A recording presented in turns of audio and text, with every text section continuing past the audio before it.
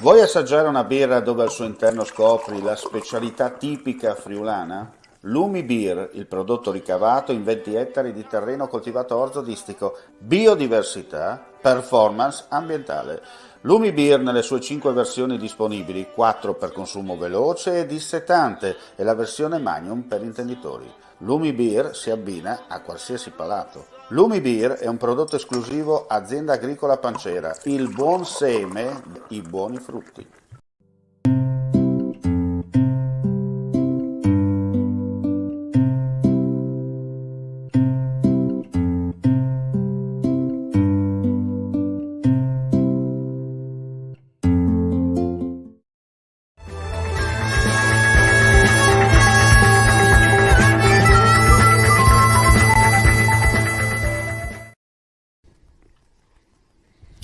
Torna anche quest'estate per la prima volta in Friuli Venezia Giulia Enovitis in campo 2022 nella location di Cabollani nel comune di Cervignano del Friuli, evento itinerante organizzato dall'Unione Italiana Vini e dedicato alla presentazione di prodotti, tecnologie, macchinari e servizi per la coltivazione del vigneto.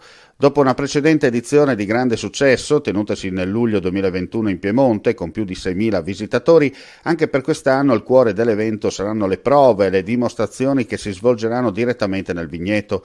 Gli oltre 150 espositori presenti metteranno in campo le loro più moderne tecnologie, i materiali e le attrezzature impiegabili nelle diverse operazioni agronomiche, consentendo ai visitatori di verificarne l'efficacia e l'effettiva applicabilità.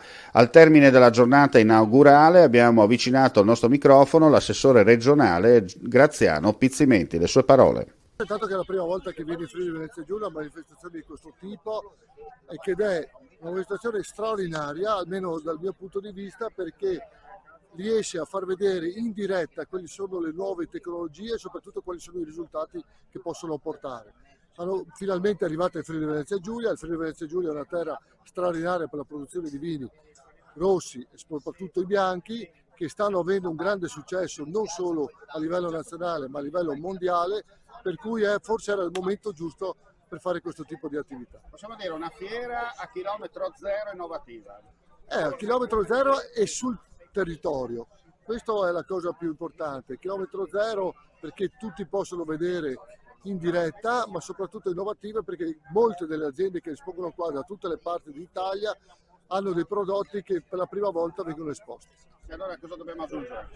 Ma aggiungiamo che spero che questo tipo di attività venga fatta più spesso, che tutto il mondo agricolo riesca a prendere delle notizie, e delle innovazioni che possono garantire un futuro per tutte le nostre aziende. Grazie.